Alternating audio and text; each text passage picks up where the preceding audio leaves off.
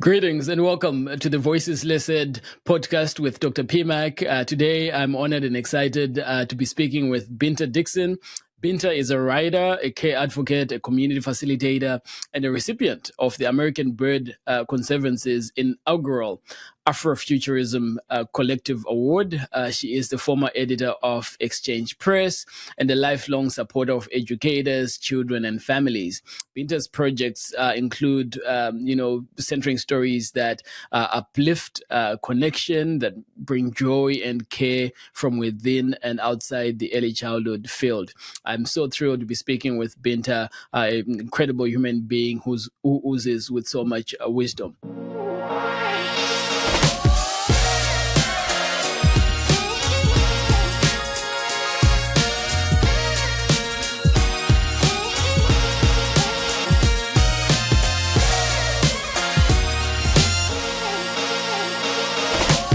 Binta, like I was saying that, part of the honor that I have now even is to hear feedback from people that are reading my own memoir, right? Regardless of race, right? Saying, hey, when we read your book and we connect with some of the experiences, right? It doesn't matter that you're in Harare, Zimbabwe, so many thousands of miles away. Some of these things and issues that you bring up are emotional. Some we can relate to, some we cannot. And so tell me from your own experience too, as an author, as an editor, how have you come across sort of these emotions like coming through from writers? What have been, if there's one or many, what have been some profound moments for you? Yeah, I think first about the writing process. So working with, I would say, this takes me back actually when I was working with young people, working with teens. I was a post-arrest diversion coordinator for a program, and we had art involved in that program. And so I would ask them to write. The program was for girls 11 to 17. And so I would ask them to write different prompts or about their lives. And the emotional process of that, actually having to put onto paper your experiences, I think is like the first step. So thinking about educators having to describe what they're doing in the classroom or talk about a student that really affected them. Then you go through a range of emotions, even reliving the experience. So that's one level. And so I've experienced that many times, but then there's another kind of point at which you have to actually share that. And so you're going from just expressing on the page and getting your thoughts out there to then, oh, wow, other people are going to ingest or process or judge my thoughts or my experiences. And I think across all like backgrounds, across whatever context we're coming from, we can understand that feeling of, wow, like this person really shared vulnerably, or wow, I've experienced this too, like, and it's out here for other people to see. So I think it's as a privilege. It's something that I take with great, I think it's an honor. And it's also, I take great care with the people I work with, because what I love doing is finding folks who say, oh, I'm not a writer, or, I couldn't write. I couldn't figure out how to share my thoughts, and say, you absolutely can. You have a story. And those are the folks that I find when their words are out there, they resonate so much with people. And of course, writing is a craft, and I practice myself, continuing to practice. But I love that first kind of project that someone does to get that out and then get the reaction of folks. So I'm gonna bring you. Thanks for that. I'm gonna bring you back to the craft part of the writing. And I just, as you were speaking, was even thinking about just, what I was sharing about my own process, right? For example, when I was done writing my memoir and we've edited it, and, a couple of trusted folks have gone through it and they're like, okay, it's good to go, right? And I've got, a publishing firm lined up and they're ready. And they told me, look, we're ready to put this out onto the market now.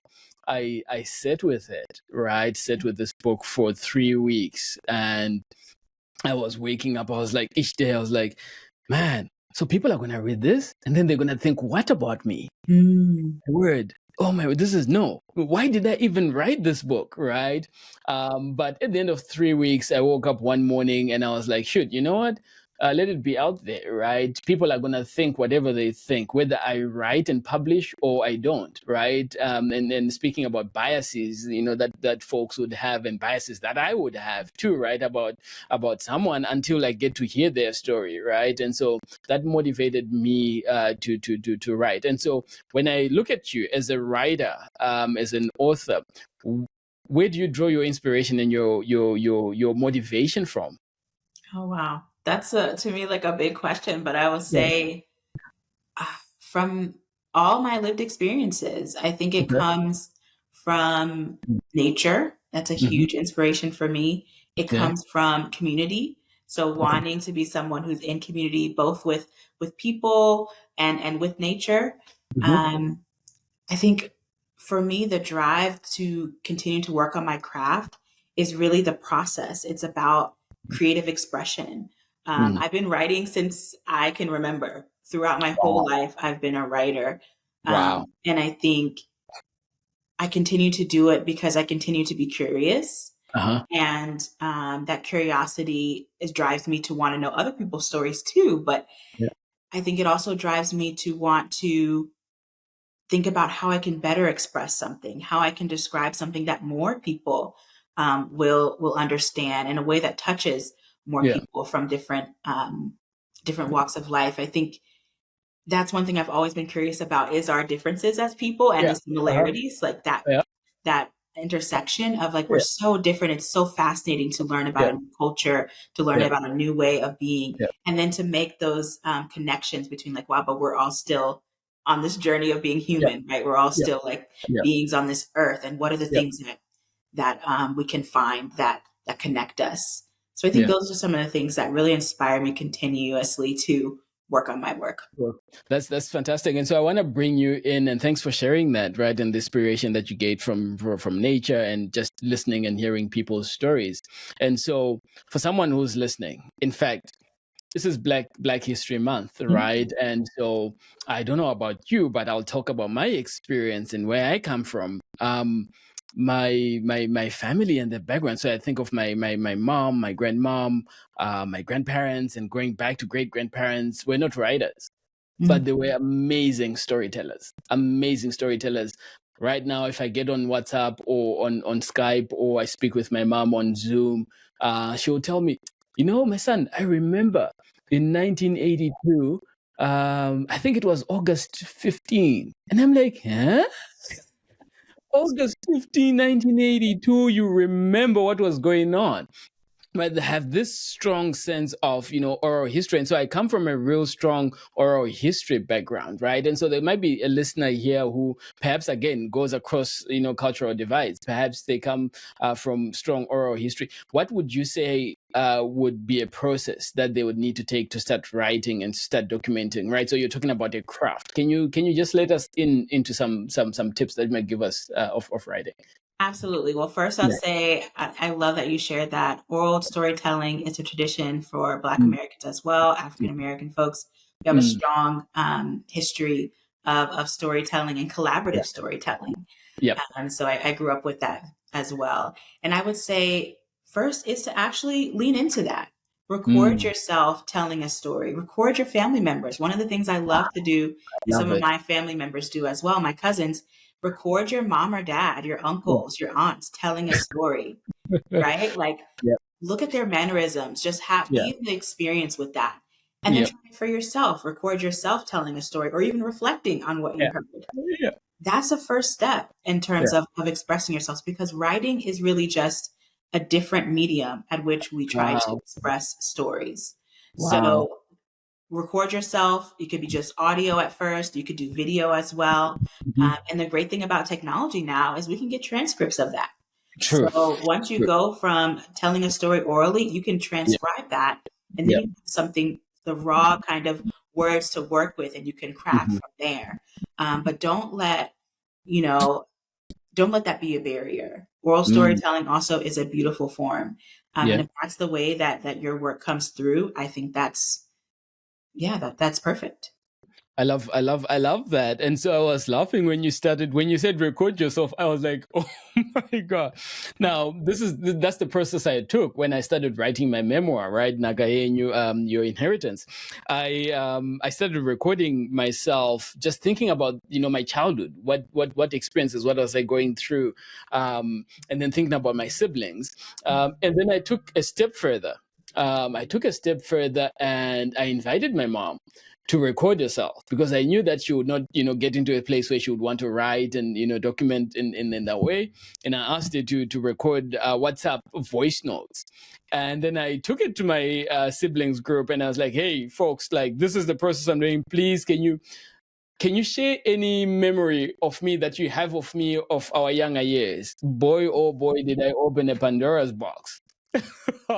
Like right now, I get into my car immediately when it connects, my Apple Music connects to my voice system, whatever, my car system, my brother's voice immediately comes up. Wow. Patrick was a very naughty young boy. Patrick would not listen to anyone when we were playing. I'm like, oh my word. Right. And so I really, really appreciate you, Binta, because, you mentioned, something that was so, so key to my own, writing process. And so, yeah, don't let oral storytelling be a barrier. In fact, use it as a strength as you begin to write. So you've authored books, you've written. What are the things that have surprised you the most when you review manuscripts, when you review written work? What is the thing that you'd say, I'm no longer surprised by this, Patrick? Like when I see the first manuscript, I'm like, oh, okay, this is gonna be there, right? Is there anything that stands out when you review manuscripts and stories and poems and so many things? I mean, I feel like every piece that I encounter that someone trusts to me to review, whether I'm, the editor on it, whether I'm a proofreader, whether I'm just a friend, being asked to look at something, the uniqueness of every project always, to me, is just astonishing. Everyone, it could be the same topic. We could be talking about, of course, we have so many books on childhood development, early childhood development, right? Yeah. Every person's going to approach it differently.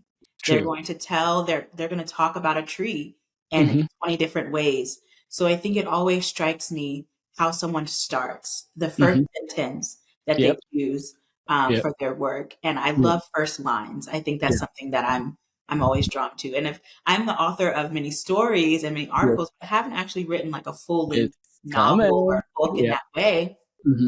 So, and I think I'm in this point in my craft where I'm really focused on first lines, openings, how to open something that's a long piece of work, and to do so do it in a way that draws people in. So I think that always strikes me. Another thing that strikes me is just how people reflect on their own personal experiences, the ability to be critical, but also to give ourselves grace and what like spectrum people are on about that. I think it's always fascinating to be able to reflect and also to see when, yes, like, wow, this person, I feel like is being really hard on themselves, or wow, I never thought about that experience of childhood in that way. I think, there's so many things. I love descriptive work. So when I'm reading works that's really lyrical, I love that too. And in contrast, I will say some of my favorite pieces of writing or articles have been ones that are so practical, so down to earth, that are so simple and plain, that anyone across levels of understanding in a topic can understand it. So I think it's so diverse, the way we express ourselves. Right? And well answered, right? Well responded to. Just the diversity that comes in terms of just each person's experience, right? Coming out through the way they, express themselves, creative expression, I guess. So I want to move you away from writing stuff and then speak about, one of the multiple roles or hats that you wear, which is community facilitation and community building. Now we live in a time now where not we, but you folks in the US have got Trump 47, right? President Trump coming in with a raft. I was picking up something this morning, and while I was doing that, while I was waiting for it, I was reading that in the past couple of weeks since inauguration, he has signed over 50 executive orders, which has been the most executive orders that have been signed by any president at one go in the US. Mm-hmm. As a community facilitator, as a community builder, I want to hear from you. What's the lay of the land? What is it looking like? Like, can you just take us into your thoughts about the current events that are happening in the US? Yeah, I mean, that's a big question. I would say because our land in the US is so vast and such a big country, I think sometimes it's hard to imagine just how diverse and just how big it is. Mm-hmm. I can speak just from the communities that I support, that I am a part of, a member of. Sure. It's definitely it's a difficult time. It's a time that feels like you can easily get pulled into chaos. Yeah. And so as someone who hopes to pull people or to invite people into community to discuss and to be real about what's going on, I find so much need to ground, to stay grounded, to simply breathe. When we're entering discussions, when we're entering a room, when I'm facilitating something, I'm taking a lot of time moving slowly with folks because it is a lot for our nervous systems to process, our brains to process.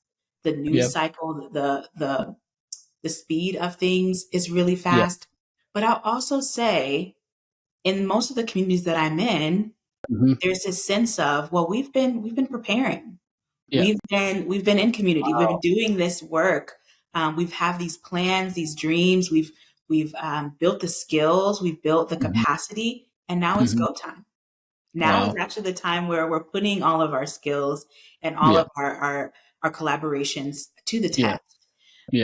Because it's needed. You know, there are folks in our communities who are immigrants, who are queer folks, who are elderly folks across many different sectors and ways of being that are scared, that are seeing that the support systems they may have had might not exist in the future, may or may not. But because, also an executive order, I heard recently, is a wish and not a command. It's something that the courts can do something about and can decide not to go forward with. But there is a lot of concern, and that concern is real. Yeah. So I think it's this balance between knowing we have the capacity because we built it over the last 8 years or even longer in community spaces, and also just acknowledging that we have to take care of ourselves more now than ever before. We have to be present, grounded enough to stay with what's happening and to be with what's happening, even when it's, in some ways could be worst case scenario. It's thanks for saying that. I mean, indeed, it's been interesting times. You're right. Just as the the shift and changes come through, and I do appreciate you also noting that, right, that the executive orders in so many ways can be a wish and not so much a command. And I've also just been following even how some of the courts in the US have also been saying, no. No, right? And so just watch that play out. But you also touched on something, taking care of ourselves. Can you unpack that a little bit more? What does that look like for communities? And what does that look like for you as a leader, right? What does taking care of yourself look like, with all of this craziness going on, right? You and I were, speaking about when you're checking in on me and saying, hey, Patrick, Sawubona, I see you. How have you been? I'm like, I felt like I've just started the year running. And you're saying, Patrick, slow down, right? So what does that look like? What does that look like for you in terms of taking care of yourself, within this environment that you're all living in the US? And what does that mean for community broadly? How can they practice that? Yeah, I mean, it is exactly what you said. It's a practice. It's something that I've been working at for many years. And there's a saying they say in the Black community in the South a lot, or maybe just everywhere, but Yeah. stay ready so you don't have to get ready. And that's essentially for me means, movement every day, Okay. taking time to journal. Yeah. It means checking in and being with people who pour into me, who know me at my best, and who can remind me when I'm feeling down and when I'm feeling discouraged, who can lift me up. It means really, I think the practice of slowing down for me happens in just a couple moments, and resting happens in a couple moments. So having a tea in the mornings and sipping it really slowly, not gulping it down in 5 or 10 minutes like I could do and Oh have boy. done, but Oh boy. taking that time, knowing that You my don't have to day, call us out, right? Binta, yeah, you don't have to call us out, please. it happens. And Like, it's so, I think it's so, next. yes, it's Oh, natural, right? We have so much we want to do as change yeah. makers, as folks who care. We want to do so much, but Mm, taking care of ourselves to me means mm, slowing down, means yeah. taking those moments. And then community, I think it means asking for help. It means letting somebody know when you're drowning, when you're Mm, feeling like the walls are caving in. A yeah. lot of times you need someone to be Mm, there with you, whether yeah. physically or on the phone. Yeah. I think in community, I've realized for many years, the folks who are on the front lines, who are working in community service in terms of working in early child care classrooms, who are working with families to help them get assistance, working with immigrant families to help them Mm, navigate paperwork, or in so many different areas, working with in areas of natural disaster. Those are yeah. the folks who need the most support in times like this because Mm, they're yeah. overwhelmed with the Yeah. need. So Yeah. I think I'm always asking, what does community support look like? How can I guard or how can I shield the folks who need it at this moment? Maybe it's just a reminder that you don't have to be checking the news every day. You can actually take a break. Reminding a friend like maybe let's turn the news off and let's stay Yeah. off of our phones for Yeah. a day and see how we Yeah. feel. Let's go outside, nature. Mm-hmm. I'll say Mm-hmm. that so many times, taking a walk every day and doing Yeah. it with other people Yeah. in our community because we're looking for longevity, right? We have a Oh, long road ahead of us and we've had a yeah. long road to get here. Yeah. So we want to stay in for as long as possible. Yeah. And that means a slower pace. It means Yeah. frequent rest. And sometimes it also means saying no. Like we Yeah. don't have to always do everything. Wow.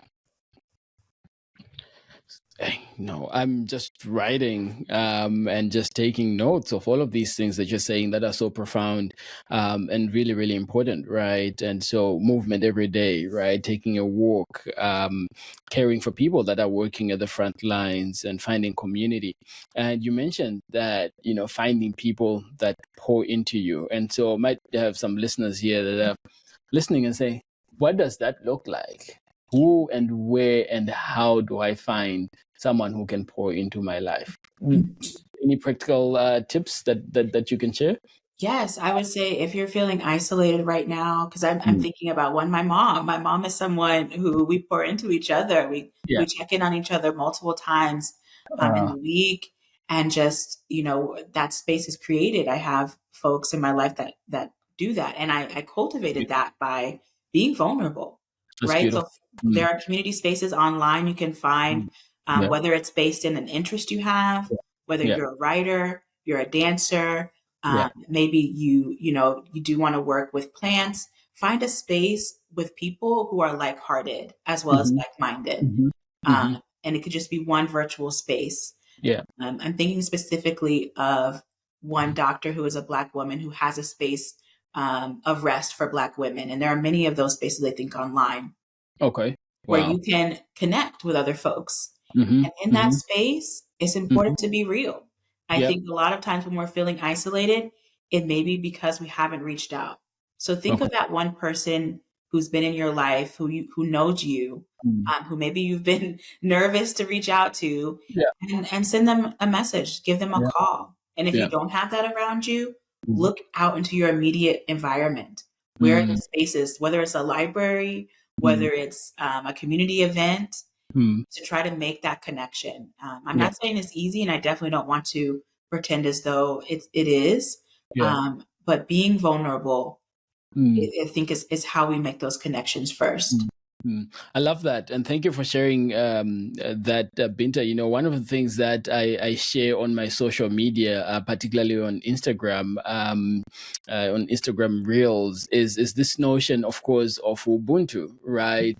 Ubuntu being, you know, I am because we are, right? That find that one person that you can speak to, find that one person that you can, you know, pour out your heart to, and then also, you know, be that person that is willing to listen, is is able to sit down and then take time to care for another person, because that's important. I mean, the older I get, the more I realize the importance of actually just finding and being with not 20, 30, 40 people, but just being with 3, 4, 5 solid friends and people that I say, hey, I'm being vulnerable. Here's where I'm struggling. Here's where things are not working well. And here's where I think things are working well. Like, blah, like I just pour everything out, right? And then just have folks, you know, over tea or coffee or a glass of wine say, hey, I see I've been where you have been, where you are. Like, hey, here's how I walk the path. Maybe you could find out other ways to navigate these issues. So thank you so much for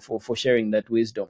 And if I can say too, Patrick, because I know there's a lot of folks who don't live in spaces where they feel like they have people who they can connect with. And sometimes when we're on these online groups, they feel big, right? There are so many people. I would say one strategy that I've used is I find one person who maybe has made a comment in a chat or spoken out loud that I was like, wow, I really love what they said. And I reach out to them, whether it's through direct message, hey, can I get your email address? I'd love to catch up more, talk more. It's nice to do, but it's like, I've never had a bad experience doing that. I've always come away with someone who I at least have an enriching conversation with next time. So that's one thing, like find those spaces and then find one person, as you said, that you can make that connection with. That's so good. That's so good. And so it brings me to the next question that I have for you. As a community facilitator, as a care advocate, as a writer, when you look at what's going on, so, you know, some folks use fancy words like it's a poly-crisis. We've got wars happening in the Middle East, in some parts of Africa. We've got, you know, climate-related weather events, etc. When you sit back, right, through these different roles, right, as a writer, as a care advocate, as a community facilitator and bridge builder, what do you see, or what's your sense of the future of humanity? Oh, I love this question because what I love to think about and imagine in my work is the future. And I see through all of the destruction and the fear, I see such a hopeful and bright future. Because one thing in studying the past, in studying different civilizations that come before us, we know that there's always this time of intense tribulation. That usually that means that there's going to be an intense transformation. And it doesn't mean easy. It doesn't mean easy. We don't have it easy right now. It's challenging in so many areas, social, emotional, physical, environmental. But I think that trend is showing us that in all those areas, we're changing as a species. And we have this immense opportunity to rise up to that change.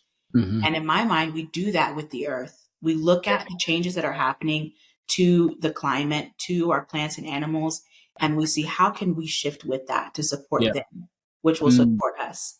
And so I love writing about like, what would the ocean have to say about what's happening now? Like, what would someone 100 years from now reflecting back think about where we are? And what I see is a kinder future, a future where humans see the intelligence in animals and plants, see themselves as a part of instead of over those kingdoms. And we've been like that before. There's so many indigenous communities all over the world who walked lightly on the earth. And with each other. So to see each other in a different light, is going to take work. And I don't have any of the answers for that. That's why I love being a writer, because I can just ask questions and explore the possible. But I see such a bright future for the future generations. I see children who are just so willing to collaborate with the earth, and adults too. Yep. Wow. That's so, again, the student in me is always taking notes, and I mean, I just couldn't stop from the moment you started speaking, to see each other with a different light, right? Children that are willing to collaborate, humans that are adults that are also willing to collaborate. But I want to make sure that I get this right, that you say that looking at history just taught us that with intense tribulation there is intense transformation. Yeah, there's transformation, huge, like total transformation. Even Wow. looking at the earth itself, we've Yeah. been through times where none of us were alive to see it, but where the earth has shifted. I mean, the continents broke apart from what they were at one Yeah. point.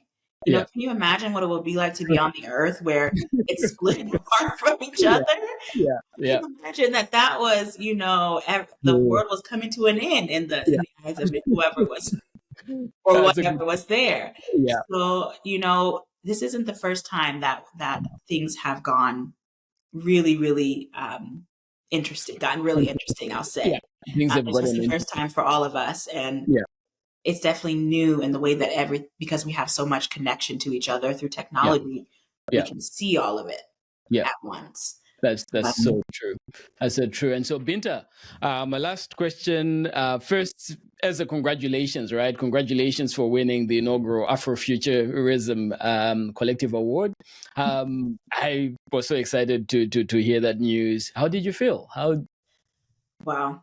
It was such an honor. I mean, my cohort is an incredible group. And as someone who is, just kind of a budding environmentalist, getting into conservation, learning about it, to be with folks who have been doing that work for decades and to learn from them, to be with folks who are other storytellers and writers and artists, it's really like a dream come true. I think my work cares at the center, and these spokes of imagination, of thinking of children and families, and of thinking of the future, are just so integral to who I am. So this project feels really, really special, and I'm excited to see what we create together. Fantastic. Binta Dixon is a writer, care advocate, community builder, community facilitator, and as I mentioned, a recent recipient of the American Bird Conservancy's inaugural Afrofuturism Collective Award. Thank you so much, my friend, for coming on to Voices Listed with Dr. PMAK. It's been such a pleasure just to tease your mind and to hear your thoughts about life, about writing, and about the future of humanity. Thank you so much, Patrick. This is a wonderful, wonderful podcast, and I so appreciate all your work in the world. Thank you for what you do. Oh, thank you so much. Folks, listeners, thank you so much for coming on board and listening to Voices Listed with Dr. PMAK. Until next time, have a wonderful day. Thank you for listening to the Voices Listed podcast with Dr. PMAK. I hope you enjoyed insights that came out of this conversation. Keep your notifications on. Our next episode will be dropping soon. Thank you and enjoy.